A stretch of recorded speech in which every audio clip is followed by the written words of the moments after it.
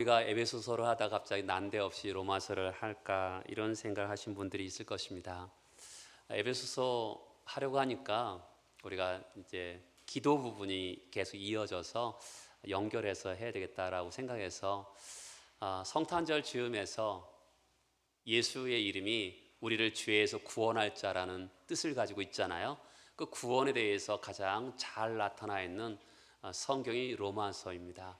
그래서 로마서를 선택했습니다. 그리고 로마서 1장 16절과 17절의 말씀은 로마서의 핵심 주제라고 할 수 있기 때문에 그 본문을 선택해서 대림절 세 번째 주일을 맞이해서 이 복음에 대해서 제가 말씀을 전해볼까라고 생각했습니다. 16절에서 보면 내가 복음을 부끄러워하지 아니한다라고 합니다. 어느 옥수수 파는 아주머니가 있었습니다. 그 길을 어느 목사님이 지나갔어요. 근데 이 목사님을 향해서 옥수수 사세요 이렇게 외칩니다. 근데 목사님이 사지 않겠다는 거절의 표시를 얼굴에서 이렇게 했습니다. 그랬더니 이 목사님 뒤를 향해서 예수 믿고 구원받으세요 라고 큰 소리로 이분이 소리를 쳤습니다. 이 목사님 속으로 감사합니다 라고 생각했어요. 왜냐하면 열심히 일하면서 그 예수님을 전하는 그 아주머니의 음성이 축복이라고 생각했기 때문에 그렇습니다. 아주머니는 조금도 망설임이 없이 자기가 나는 예수 믿는 사람입니다라고 증거하는 것이죠. 이 목사님 길을 걸어가면서 생각했답니다. 나는 과연 낯선 사람들 앞에서 나는 목사입니다 라고 말할 수 있을까?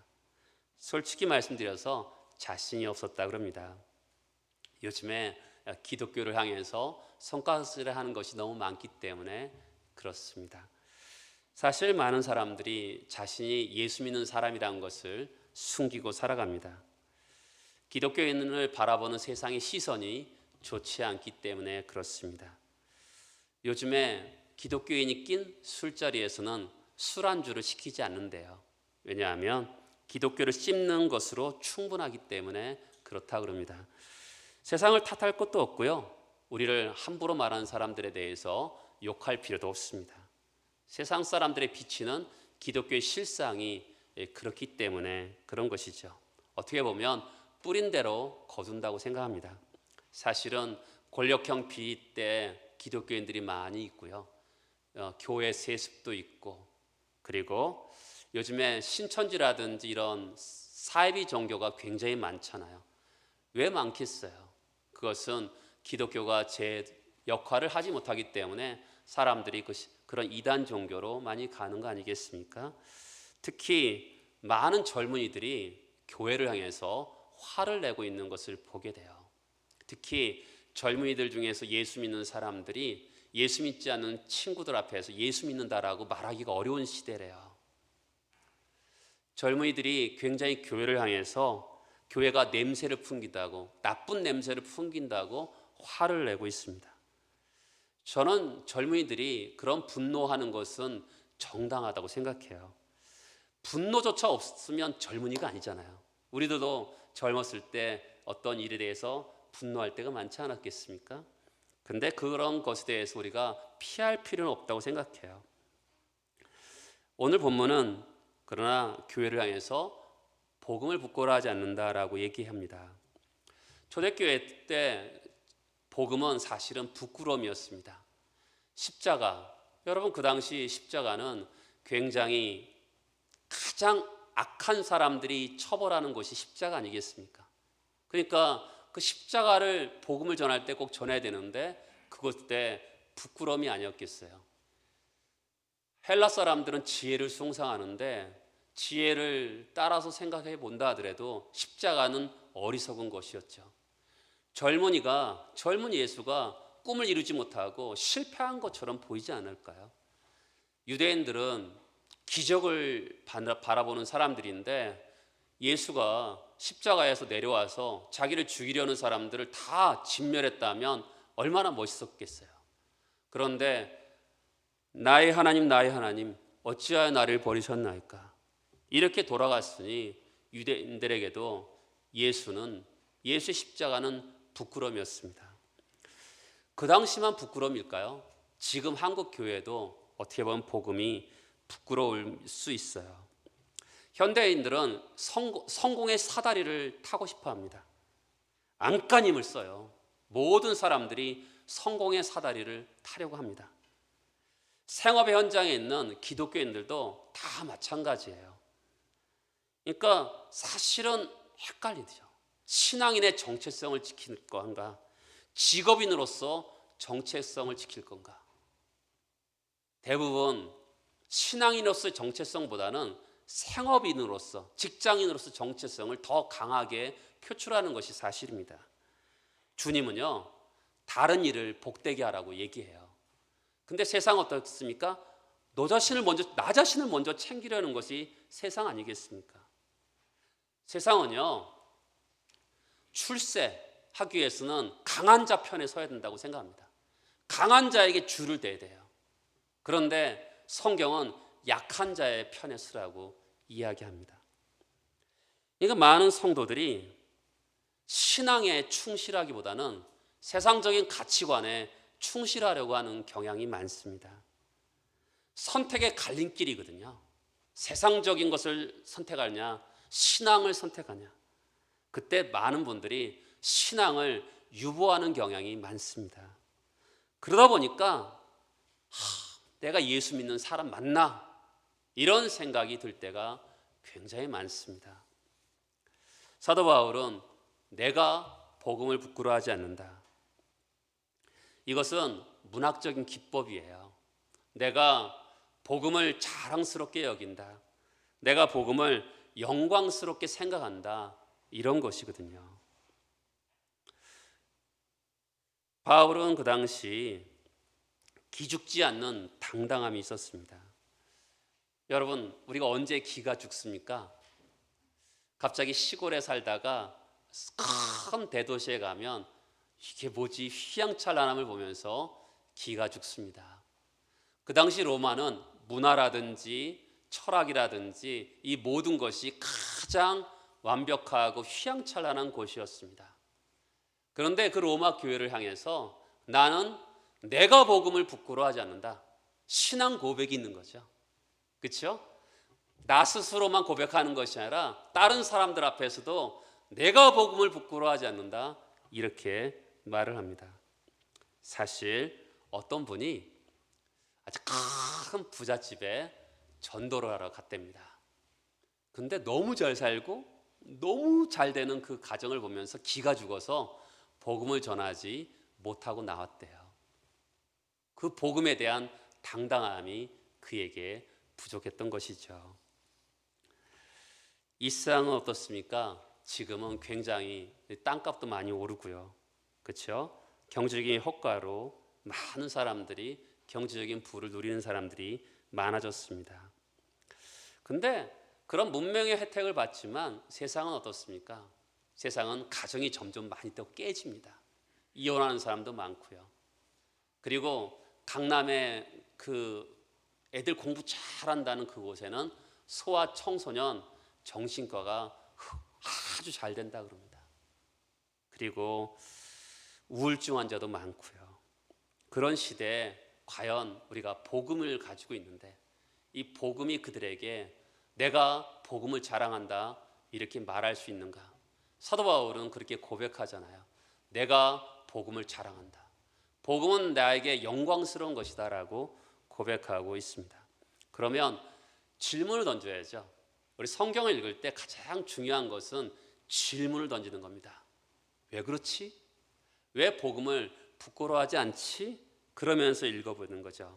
16절에 보면 내가 복음을 부끄러워하지 아니하노니, 이 앞에 있잖아. 15절에 보면 복음 전하기를 원하노라. 여기 왜냐하면이에요. 왜냐하면 내가 복음을 부끄러워하지 아니하노니 이 복음은 모든 믿는 자에게 구원을 주시는 하나님의 능력이 된다는 것이죠. 여기 중요한 단어가 두 개 나옵니다. 첫 번째는 능력이고요. 두 번째는 구원을 주시는 하나님의 능력인 것이죠. 복음은 능력이에요. 그렇죠? 복음의 능력을 체험하면 우리가 삶이 달라집니다. 왜 사람들이 복음을 부끄러워할까요? 그것은 복음의 능력을 체험하지 못했기 때문에 그렇죠. 여기서 중요 단어가 내가라는 거죠. 내가 복음을 부끄러워하지 않다. 네가가 아니에요. 내가. 그것은 내가 복음의 능력을 체험한 사람만이, 그렇죠? 복음을 부끄러워하지 않는 것이거든요. 복음의 능력을 체험하면 달라지죠. 저는 성경에서 가장 복음의 능력을 경험한 성경 구절은 바로 고린도후서라 봐요. 무명한 자 같으나 유명한 자요. 제가요 감옥능에 와서 가장 이해가 안 됐던 것 중에 한 가지가 뭐냐면, 이 지역에 강원 동지방에 있는데 산골이 많습니다. 그리고 성도들도 없는 곳에서 목회하는 사람들이 있어요. 그들은 저보다 더 실력이 좋거든요. 왜 하나님은 저들에게 저렇게 어렵게 목회를 하게 하실까?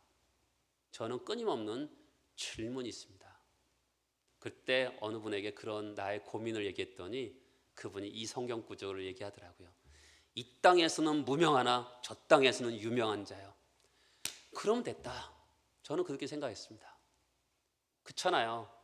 이 땅에서는 무명할 수 있는데 저 땅에서는 유명한 자. 그러면 된 거다. 저는 그 다음부터 이 지역의 어떤 목사든지 또 나의 경우에도 그럼 된 거 아니겠습니까?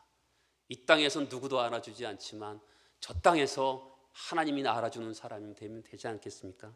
그것으로 충분한 거죠. 우리가 복음의 능력이 거기서 있는 거죠. 그래, 복음의 능력.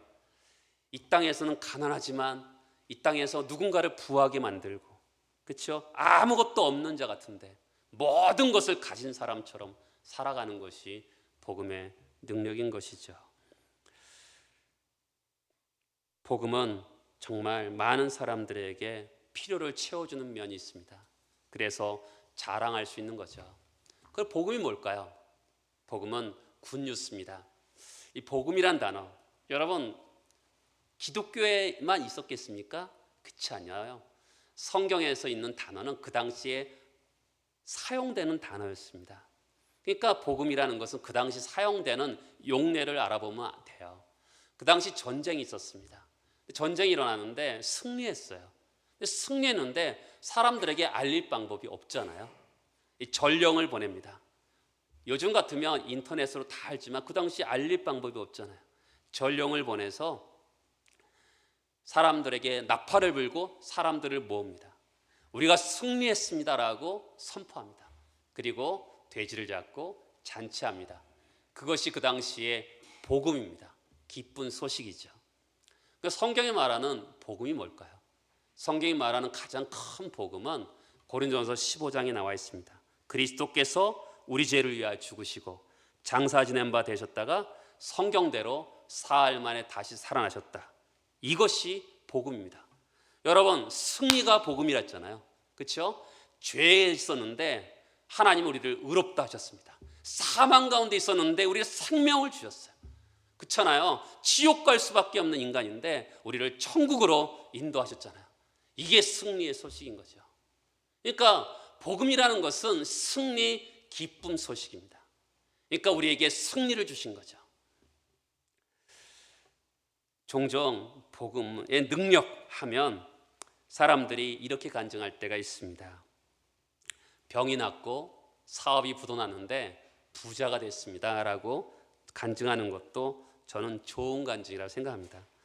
그러나 정말 중요한 간증은 그 복음, 십자가, 부활, 이것이 가장 핵심적인 복음이죠.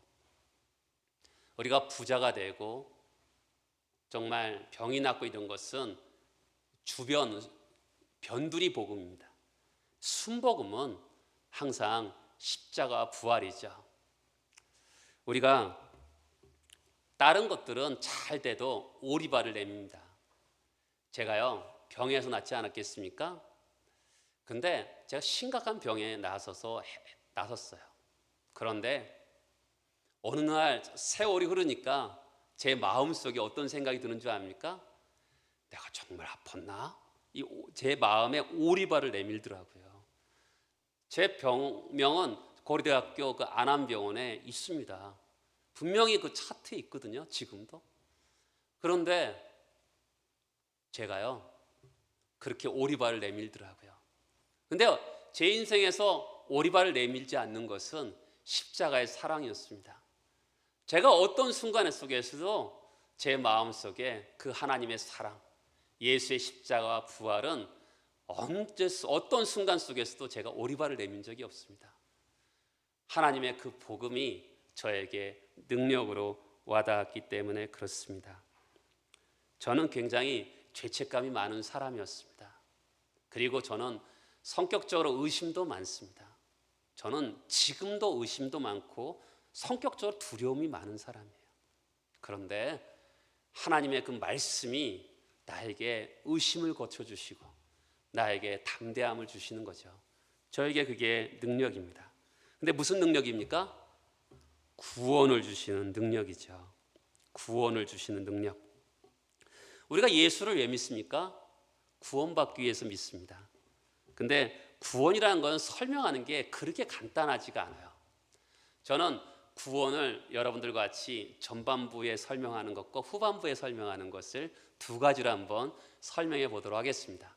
그리고 설교는 끝까지는 후반부의 구원을 가지고 한번 여러분들을 이끌어 가도록 하겠습니다. 성경에서 구원이라는 것은 총체적인 구원을 먼저 이야기합니다.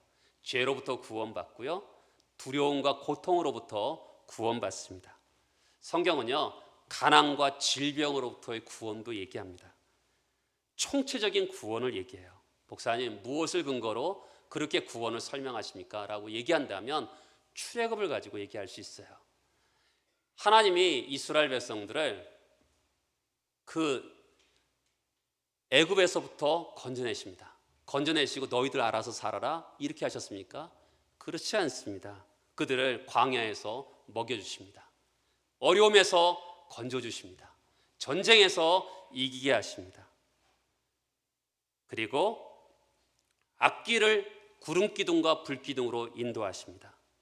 그리고 가나안 땅을 그들에게 허락하셨습니다. 그러니까 성경에 말하는 구원은 그냥 구원하고 끝나는 것이 아니라 끝까지 책임지는 서비스가 확실한 겁니다. 끝까지 서비스가 확실해요. 총체적인 구원이죠. 영혼을 구원받습니다. 인간은 영혼, 육이 다 연결되어 있습니다. 영혼이 구원받으니까 정신적으로도 건강해집니다. 정신이 건강해지니까 육체적으로도 건강해집니다. 때로는 어느 집에 술을 많이 먹는 남편이 있었는데 그 남편이 예수를 믿었어요. 술을 많이 먹는 집안은 어떨까요? 경제적으로 가난해집니다. 근데 그 사람이 예수를 믿고 술을 끊으니까 정신적으로도 건강해지고 어떻게 됐을까요? 집안적으로도 유복해지는 거죠. 그러니까 성경이 말하는 구원은 이런 총체적인 구원도 있습니다.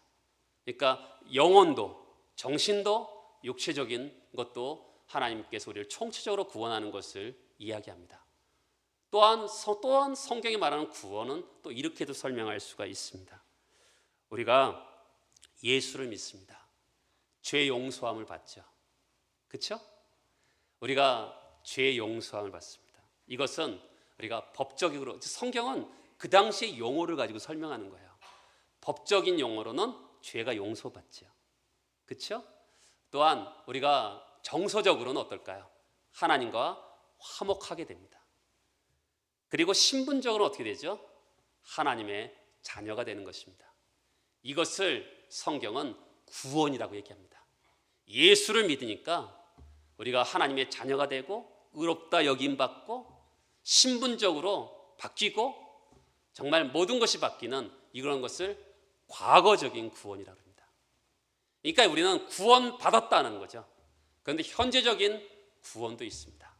그건 뭐냐면 우리가 죄를 싸워 이겨나가는 거죠. 그리고 하나님 백성답게 살아가는 겁니다. 우리는 예수를 따르는 자 아니겠습니까? 예수를 따르다 보면 예수를 닮게 돼 있습니다. 이것을 현재적인 구원, 그렇죠? 성화라고 얘기합니다.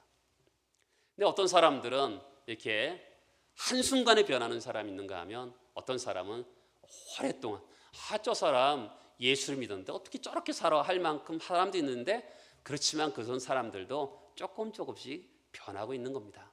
그러니까 우리가 사람마다 다르잖아요. 세상은 초등학교를 6년 만에 졸업하지만 어떤 사람은 신앙예상에서 오래 걸리는 사람도 사실이 있습니다.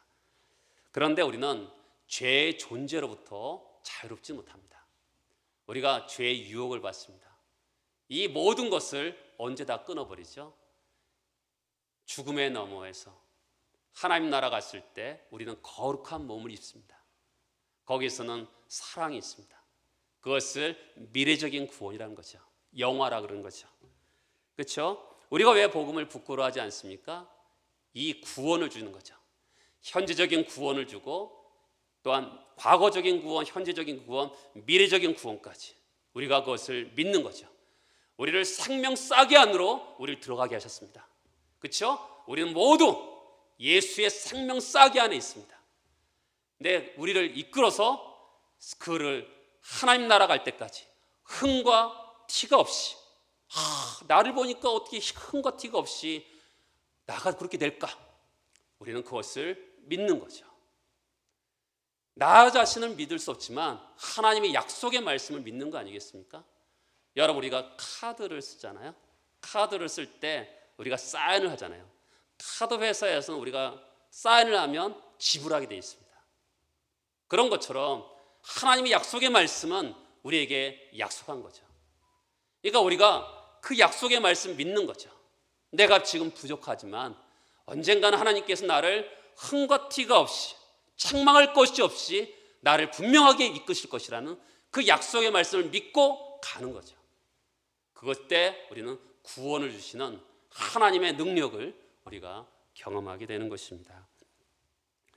그러면 사람을 구원하는 하나님의 능력이 이것이 이유가 뭘까요?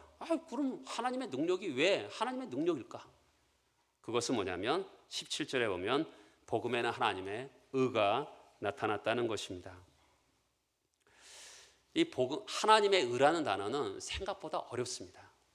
마틴 루터가 이 말씀 때문에 사실은 굉장히 절망감을 빠졌기도 하고 또 이 말씀 때문에 종교개혁을 일으키기도 했습니다. 그러니까 성경을 읽는데 처음에는 이 마틴 루터가 하나님의 의를 이렇게 해석했습니다.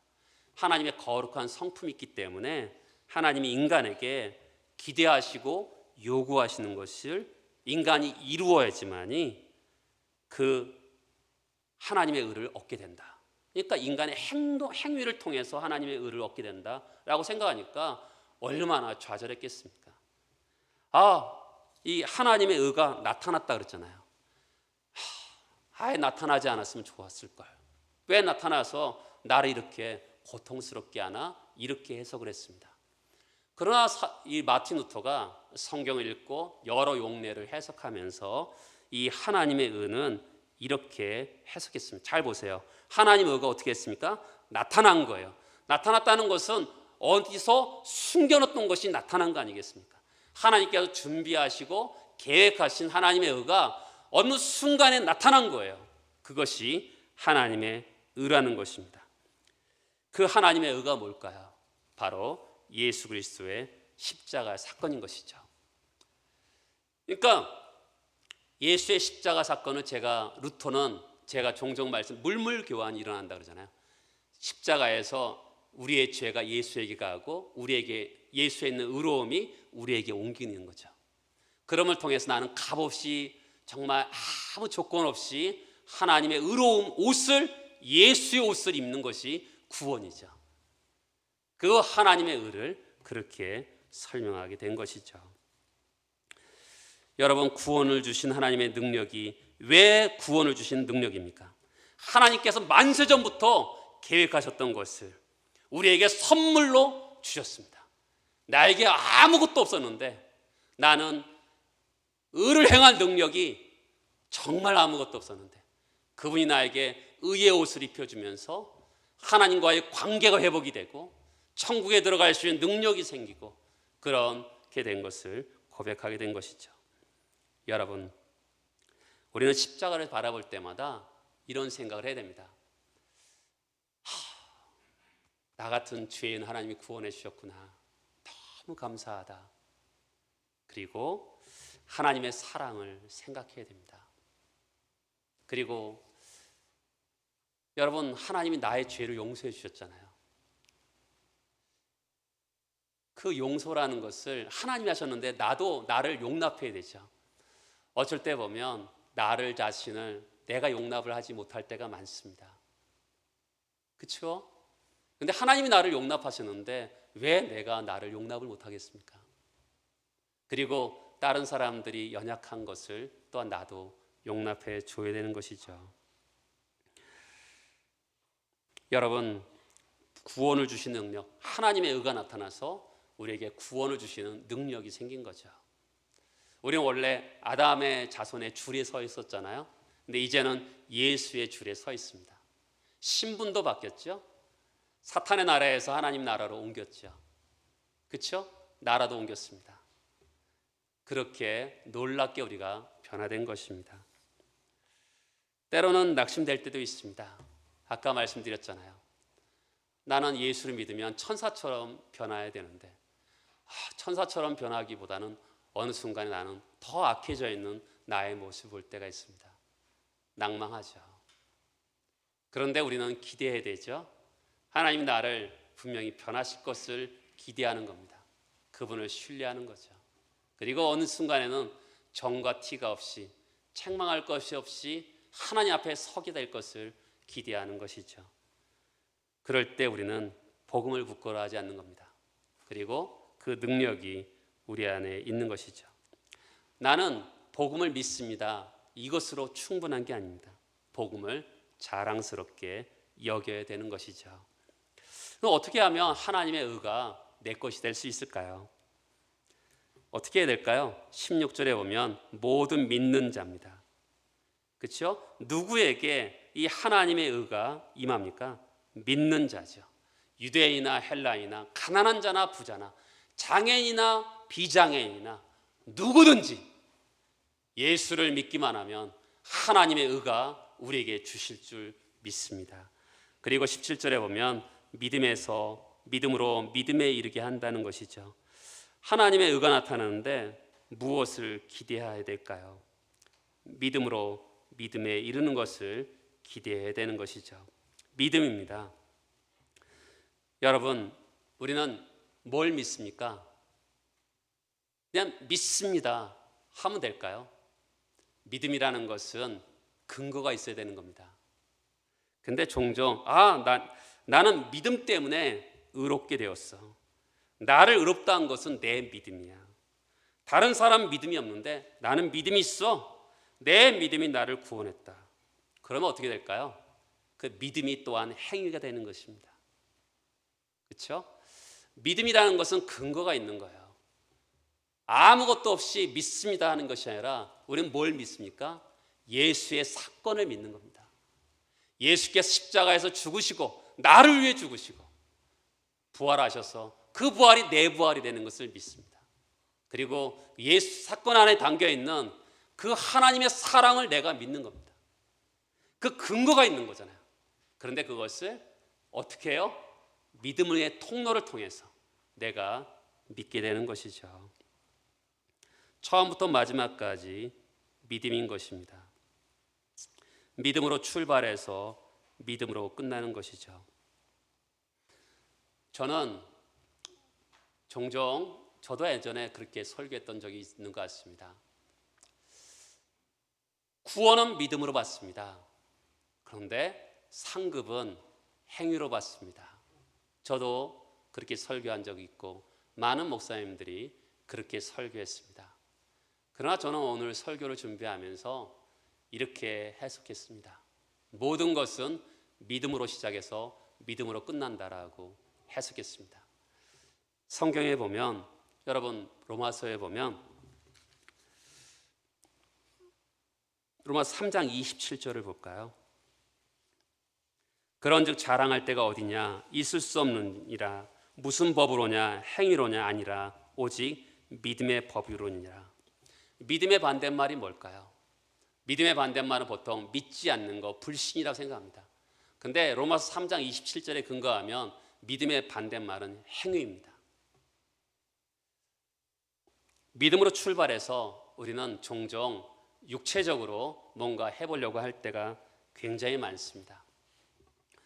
저도 예수를 처음 믿고서 중학교 때인가요? 내가 예수를 괜히 믿었다라고 생각한 적이 있습니다. 왜 그러냐면 교회 오니까 자꾸만 이거 해라 저거 하지 말라 이렇게 하는 거예요. 근데 나의 모습을 보면 그것을 할 수가 없는 거예요.